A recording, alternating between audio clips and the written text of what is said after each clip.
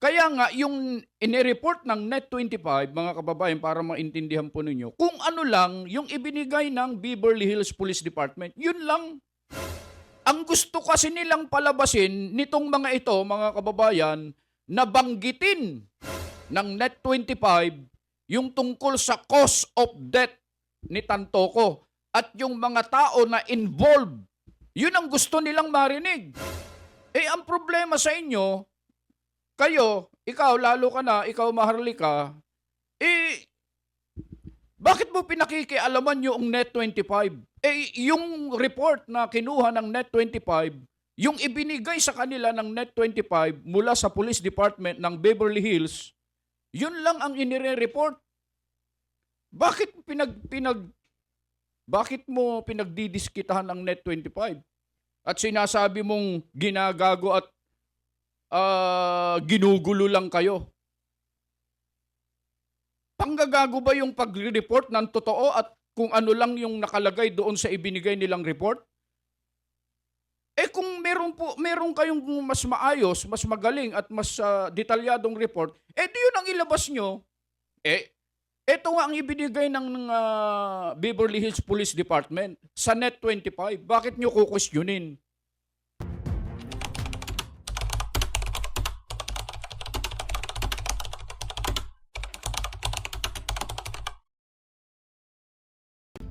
Ayun, isang magandang araw, magandang hapon, magandang umaga, magandang tanghali. Anumang oras po kayo datnan ng bidyong ito, mga kababayan at mga mahal po naming taga-subaybay.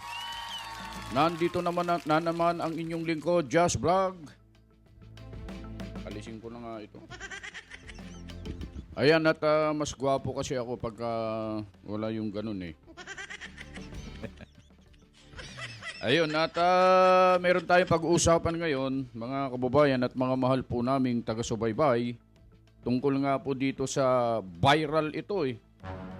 Viral ito pero sinusubukan po nilang takpan o kaya tabunan ang isyong ito, mga kababayan. Eh, dahil sa viral nga po ito, napag-uusapan ng marami nating mga kababayan, lalong-lalo na po sa mga vlogger, mga kababayan. At eto nga, meron pong gustong tawag dito. Meron pong gustong magpasikat, mga kababayan. Oo, mantakin mong pati Net25 ay napagdidiskitahan, mga kababayan. Nagre-report lang naman po kung ano po yung mga nakuha nilang impormasyon, mga kababayan. Katulad po dito sa issue tungkol nga po dito sa pagkamatay nitong si Tantoco, mga kababayan. Meron pong pahayag itong mga vloggers. Naturingan pa naman itong Maharlika. Total, pinangalanan na rin lang yung ating mga reporter sa Net25 at pinangalanan din ang Net25. Di pangalanan na natin. Opo, si Maharlika po ito, mga kababayan, pag-uusapan po natin. Pero bago natin panoorin yung kay Maharlika, mga kababayan, gusto naming ipapanood po muna itong news mula po sa Net25 na ito nga po ang inalmahan po nila yung tungkol po sa report na ito, mga kababayan. So, panoorin po natin ang news na ito, mga kababayan. Ito ang kopya ng kumakalat na report ng Beverly Hills Police Department kaugnay sa kaso ng pagkamatay ng negosyanteng si Paolo Tantoco sa isang hotel sa Beverly Hills noong Marso. Ito naman ang kopya ng record ng Beverly Hills Police Department na ibinigay mismo ng pulisya sa Net25 News na may petsang July 15. Kapansin-pansin ang pagkakaiba sa ibabang bahagi ng dalawang dokumento. Sa mga kumalat sa social media, binanggit sa incident report ang suspetsa na nasawi ang biktima sa drug overdose at ang mga nasumpungang parapernalya na nakita sa lugar. Binanggit din ang sinasabing mga kasama ng biktima, kabilang si First Lady Lisa Araneta Marcos. Ang impormasyong ito tinawag na fake news ng Malacanang. Ang sinasabing police report na naipost sa Facebook ay isang malaking kasinungalingan. Minabuti ng Net25 News sa pamamagitan ng mga correspondents na nasa Beverly Hills na alamin ang katotohanan sa dalawang report. Sa ipinadalang sagot ni Donna Kersey, record supervisor sa Beverly Hills Police Department, sinabi nitong hindi nila maaaring ibigay ang Death Investigation Report 25-11805 patungkol sa kaso ni Tantongco. Sa halip, ipinadala nito ang PRA Incident Letter 2025-SDP-0460 na naglalaman ng halos kaparehong detalye, ngunit wala ang bahagi ng tumutukoy sa cause of death at maging ang mga individual na inimbestigahan patungkol sa issue. Sa muling pakikipag-ugnay ng Net25 News sa Police Department, sinabi ni Beverly Hills Police Department Detective Chris Coulter na hindi sa kanila nanggaling ang nakabilog na bahagi ng paragraph at lumalabas na ito ay tampered o pinakialaman. Weng de la Fuente para sa Mata ng Agila, matatag, matapang, matapat. Yun, mga kababayan, narinig po natin yung news ng Net25 News and Information ukol nga po dito sa viral na issue tungkol po dito sa pagkamatay ni Juan Paulo Tantocco, mga kababayan. Ang nagsabi po niyan na fake news po yan at isang kasinungalingan, yung lumalabas ay ang Malacanang. Para maintindihan niyo po Malacanang po ang idiniin po yan ng Malacanang, mga kababayan. At ang ginawa po ng Net25, batay po dito sa report na napanood po ninyo, mga kababayan, yun nga po, meron po kasing para maintindihan po ninyo, may kumakalat na dalawang klase ng police report. Yung isa po, mga kababayan, nakalagay yung buong detalye ng tungkol sa pagkamatay ni Tantocco. Okay, yung cause of death niya. Pati yung mga taong involved ay nakalagay po doon sa police report na yon, doon sa isa. Ngayon naman, ang ginawa po ng Net25 ay minabuti po ng Net25 News na alamin ang katotohanan sa pamamagitan ng mga correspondent na nasa Beverly Hills, mga kababayan, para nga po alamin ang totoo. Nagpadala po ng report si Donna Kersey. Ayan, mga kababayan, nagpadala sa Net25. Itong si Donna Kersey, batay sa report, mga kababayan, siya po ang record supervisor ng Beverly Hills Police Department. Sinabi nitong hindi nila maaaring ibigay ang death investigation report. Ulitin natin mga kababayan Sinabi po ni Donna Kersey, record supervisor ng Beverly Hills Police Department, na hindi nila maaaring ibigay ang death investigation report na 25-11805 patungkol sa kaso ni Tantocco.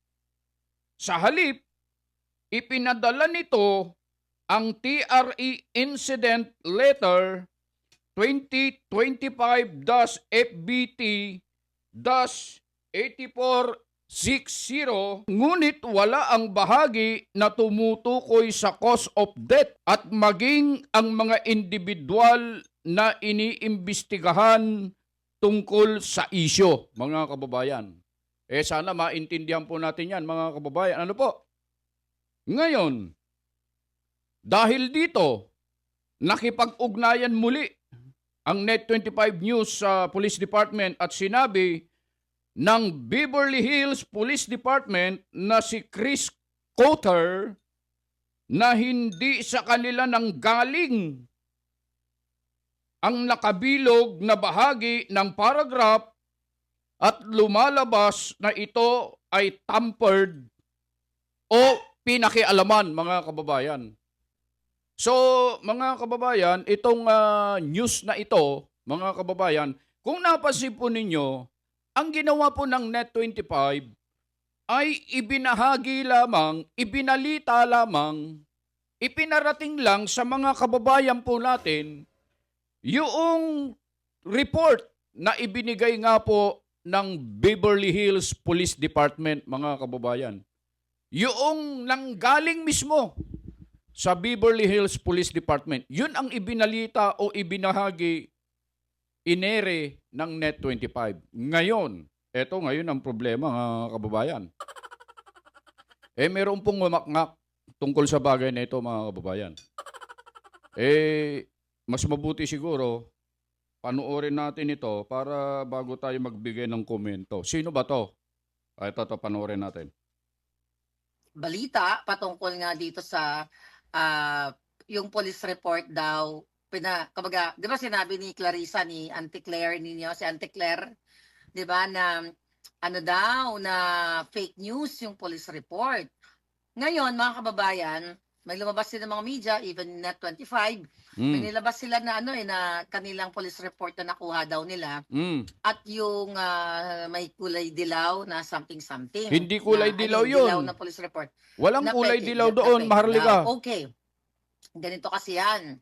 Ang sinasabi nila ng Net25 na wala naman daw nakalagay na pulburon yung ikinamatay ni Tantoco. Na yun na nga, yung pagkamatay ni Tantoco, ang pinag-usapan kasi natin dito na siya ay isa sa mga entourage ng Bangag Administration at kasama ni Lisa Tanas, ni Escudero, ni Jingay, ni Frasco, ng GMA7 head, si anong pangalan nun. So ngayon, mga palangga, ang sinasabi natin dito sa inyo, ginugulo kayo. Ginagago kayo even ng mga ibang mga media. Mga media, gamitin naman yung utak nyo. Okay? Gamitin Paano niyo mo yung utak nasabi? nyo. In fairness sa Net25, di ka taga dyan si Eden Santos. Ayan na. Binasa ko kasi yung report ninyo na sinasabi ninyo na wala naman nakalagay sa original na police report na pulburon substance. Wala bang nag-review ng report ninyo? Sayang naman si Eden Santos, napakagaling yan. Dapat may magaling nag-review talaga. dyan. Kahit saan ka umikot, kahit sa pumunta ka sa planetang Mars, hindi yan ilalagay ng polis. At ang inilagay ni Dean Chase na police report, wala. Ayan na. Mga kababayan, ulitin ko dun sa bahaging yun, Sino ba si Dane Chase? Sino ba si Dane Chase na sinasabi niya? Na siya daw ang naglagay. Anong karapatan ni Dane Chase na sinasabi niya na siya daw ang naglagay? Okay? Sa police report. Ulitin ko sa bahaging yun para maintindihan nyo Bakit nadulas siya rito Ulitin ko Kahit saan ka umikot, kahit sa pumunta ka sa planetang Mars, hindi yan ilalagay ng polis. At ang inilagay ni Dean Chase na police report, walang pulburon substance, mga kababayan. Ano ang karapatan ni Dean Chase na maglagay ng kung ano-ano sa police report? Beverly Hills Police, ano ba ito? Sino ba itong si Dean Chase? Mga kababayan, kasama ba siya sa Beverly Hills Police? At bakit nasabi ni Maharlika na walang inilagay? Anong karapatan ni Dean Chase na maglagay ng report dyan? Ikaw, Maharlika, na kung ano-anong sinasabi mo rito. Di ba? Tuloy natin. Yan ang dapat ninyong, isipin. Kasi, alam ninyo, ang, yung ginagawa ng mga polis. Napansin nyo, mga kababayan, nadulas siya May pumuna sa kanya na nabanggit niya kasi yung pangalan ni Dean Chase na mayroon daw siyang inilagay. Wala namang inilagay si Dean Chase. Anong karapatan ni Dean Chase na maglagay ng kung ano-ano sa report, mga kababayan? Sige nga. Kaya doon, nagsabi siya, doon sa malapit sa kanya. Ibig sabihin, nadulas siya. Mali yung kanyang sinasabi rito, mga kababayan. Tuloy natin. Pag nagre-responde yan, syempre, ang ire-report nila, di ba yung kay Dean, may mga nakakalat na allegedly, na nakabalot na white powdery substance doon sa ano na yon, sa yung dollar bill, di ba? May mga ganon na nakakalat. Ayan mga kababayan, lalagumin lang natin mga kababayan. Ang sabi ni Maharlika, ang sabi ni Maharlika, ginugulo kayo, sabi niya. Ginagago lang kayo, sabi niya. Walang nakalagay sa original na police report na pulburon substance. Walang, sabi pa nga niya rito hindi ba, kayo, in fairness sa Net25, sabi niya, hindi ba nandyan si Edin Santos? Napakagaling na pa naman yan, sabi niya. Wala bang nag-review sa report po ninyo? Sabi ni Maharlika. Sayang naman, sabi niya. Nandyan si Edin Santos, sabi niya. Napakagaling yan. Dapat may nag-review dyan. Kahit saan umikot, sabi niya, kahit saan pumunta, kahit pupunta ka pa sa planetang Mars, hindi yan ilalagay ng pulis. At ang inilagay ni Dane Chase, sino si Dane Chase para maglagay doon sa report? Pulis ba yan? At mayroon bang inireport ang Net25 na katulad ng sinasabi mo na kaya nga yung inireport ng Net25 mga kababayan para maintindihan po ninyo kung ano lang yung ibinigay ng Beverly Hills Police Department, yun lang. Ang gusto kasi nilang palabasin nitong mga ito mga kababayan na banggitin ng Net25 yung tungkol sa cause of death ni Tantoco at yung mga tao na involved, yun ang gusto nilang marinig. Ang problema sa inyo, kayo, ikaw, lalo ka na, ikaw Maharlika, bakit mo pinakikialaman yung Net25? Yung report na kinuha ng Net25, yung ibinigay sa kanila ng Net25 mula sa Police Department ng Beverly Hills, yun lang ang inire-report. Bakit mo pinagdidiskitahan ang Net25? At sinasabi mong ginagago at ginugulo lang kayo. Panggagago ba yung pag-report ng totoo at kung ano lang yung nakalagay doon sa ibinigay nilang report? Kung meron kayong mas maayos, mas magaling at mas detalyadong report, di yun ang ilabas nyo. Ito nga ang ibinigay ng Beverly Hills Police Department sa Net25. Bakit nyo kukwestiyonin? Ito kasi ang mahirap kasi dito mga kababayan. Ang gusto nilang marinig, yung banggitin ng Net25, yung cause of death ni Tantoco. Nasasabihin doon na namatay sa ganito, ganyan, at kasama rito, yun ang gustong marinig ng mga ito. Hindi po dapat ganon. Kung ano lang yung dapat na ibalita na ibinigay ng source, na yun nga ang Beverly Hills Police Department, yun lang ay pararating mga kababayan. Mga kababayan, hindi tayo nagagalit dito mga kababayan ha. Sinasabi lang po natin na ipagkumpara lang ng Net25 doon sa pinakialaman pala, yung pinakialaman na sinabi ng Beverly Hills Police Department na tampered, sila nagsabi nun at doon sa ibinigay nilang report. Yun lang. Ipinagkumpara lang at sinabi lang kung ano yung nandun. Bakit maghahanap kayo ng kung ano-ano na gusto nyong marinig?